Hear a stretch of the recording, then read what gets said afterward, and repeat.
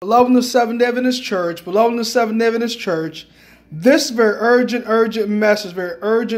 message called A Firm Stand Against the Ecumenical Movement,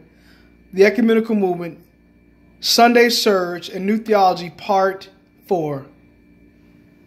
Now, beloved in the Adventist Church, I don't plan to mention any pastors' names in this sermon because I've made an agreement with some of the church leadership not to call out any of their names because that's not the true Christian spirit to call out these pastors' names and embarrass these pastors that are doing these apostasy, even though it is open sin. I should still not retaliate in a spirit of retaliation.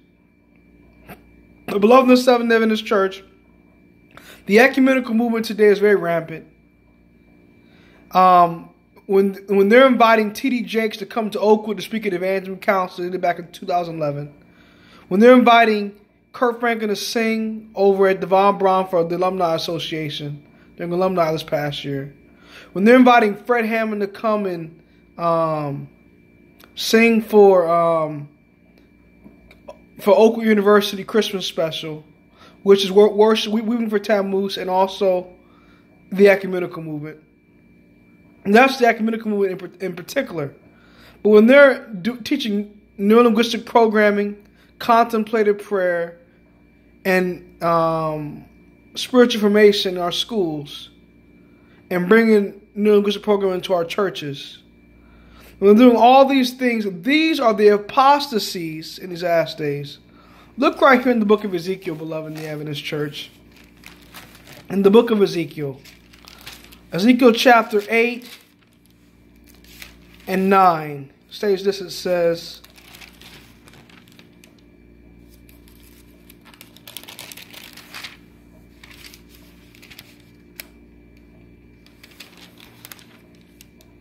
He cried also in my ears with a loud voice, saying, cause them that have charge over the city to draw near upon every man with his destroying weapon in his hand. And behold, 6 men came from the way of the higher gate, which lieth toward the north, and every man a slaughter weapon in his hand. And one man among them was clothed with linen, with the writer's inkhorn by his side. And they went in and stood beside the brazen altar. And the glory of God of Israel was gone up from the cherub whereupon he was to the threshold of the house. And he called to a man clothed with linen, which had the writer's inkhorn by his side. And the Lord said unto him, go through the midst of the city, through the midst of Jerusalem, and set a mark upon the foreheads of the men that sign that cry for all the abominations that be done in the midst thereof. And to the others he said in mine hearing, go ye after him through the city, and smite, let not your eyes spare, neither have ye pity. Say utterly old and young, both maids and little children and women. But come not near any man upon whom is the mark, and begin at my sanctuary. Then they began at the ancient men which were before the house.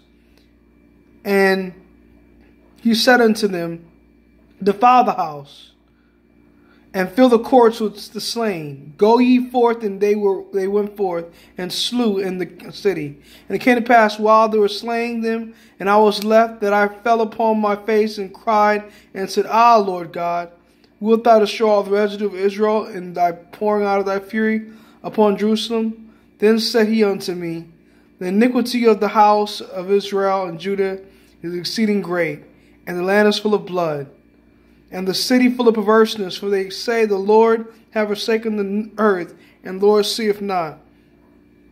And as for me also, mine eyes shall not spare, neither will I have pity, but I will recompense their way upon their head.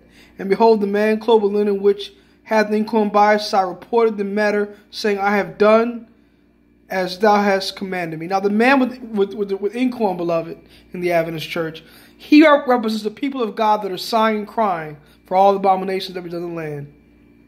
The ancient men in the house symbolize those in the Seventh-day Adventist Church, the ordained ministry, the ordained pastors in the Seventh-day Adventist Church who have been unfaithful to their trust, who brought in the abominations like the woman's ordination, Weeping for Tammuz, Sunday Surge, Once Saved, Never Lost Theology, the Emerging Church Movement, which is spiritual formation, jewelry, makeup in the church, dancing, miming, card playing, chess, competitive sports in the schools. All these things that are coming into our schools and churches in these last days, these are the ancient in the house that will be destroyed by the strong angels in these last days. The strong angels gives us 7 last plagues to destroy these apostate leaders in the Adventist church, beloved, in the Adventist church. And so this is the cry to these false ministers. Also, we see this cry given again in Jeremiah. Now, Jeremiah is before the book of Ezekiel. It's right before the book of Ezekiel.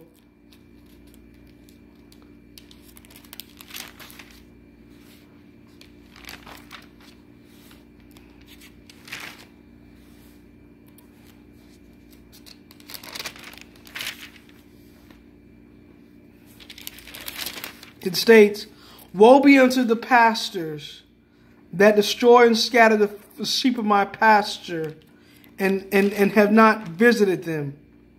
So, beloved in the Adventist church, the false ministers that are preaching these new theologies and going down for the apostasy, beloved in the Adventist church, these are the ones that the woe is upon.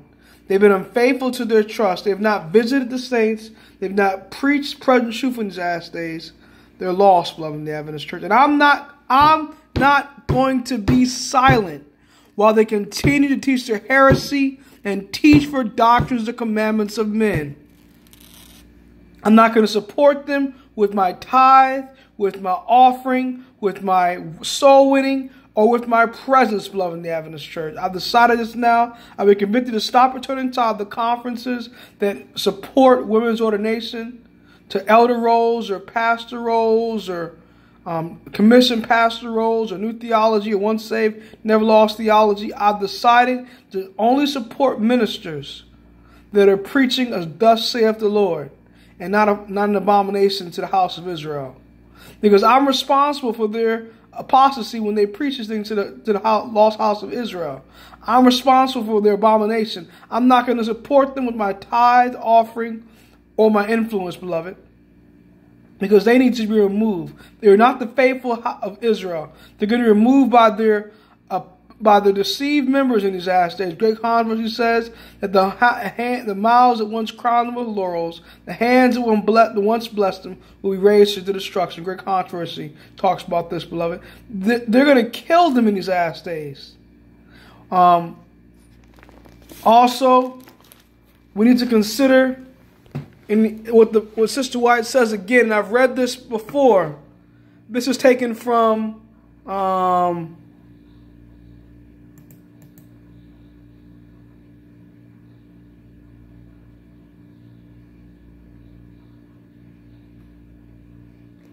Sister White's periodicals, taken from Review and Herald,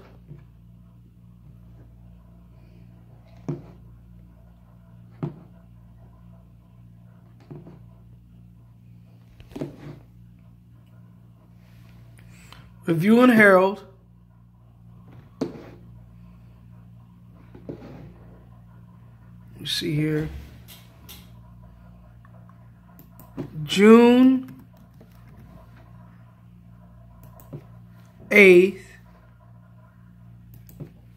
1886.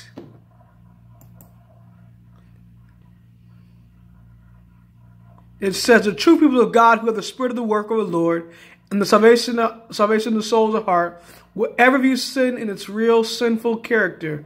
They will always be on the side of faithful and plain dealing with sins, which each of the people of God, especially in the closing work of the church, in the sealing time of the 144,000 who would stand without fault before the throne of God.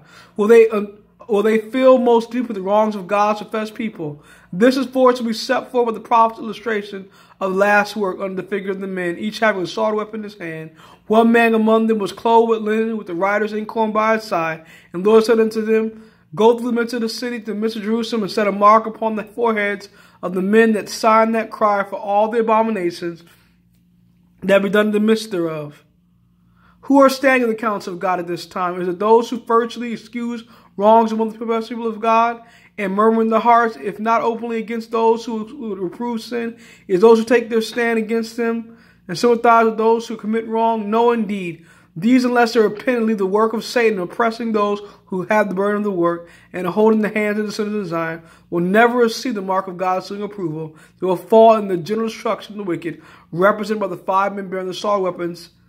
Mark this point with care. Those who receive the pure mark of truth, wrought in them by the power of the Holy Ghost, represented by the mandolin, are those that sign that cry for all the abominations that be done in the church. So, beloved in the Adventist church, it's all the abominations that be done in the church. Again, weeping for Tammuz, which is Christmas, Easter, Halloween parties. They call it Fall Festival, Easter egg hunts in the church, Christmas celebrations in the church, Christmas trees, new theology, women's ordination, jury, makeup, dancing, contemporary Christian music with drums. All these things must be sighed and cried out as an abomination amongst God's people in these last days. Spiritual formation, which is the American church, which is concept of prayer, new linguistic programming. All these things are the abominations, and these must be cried out, which is pantheism. These things must be rectified in God's church, or the work will not finish. This work is impeding God's work in these last days, beloved. Get ready for these last days. Do not give in to the pressure to give up and keep Sunday. But if you do not follow the truth in these last days, you will receive the 7 last plagues just as much as the apostate Protestant world does, and the pagan religions do, and the papacy, which is spiritual Babylon, the mother of harlots. So, beloved in the Adventist church, I hope that you do not fall in the general destruction of the wicked under the 7 last plagues. Maranatha, beloved.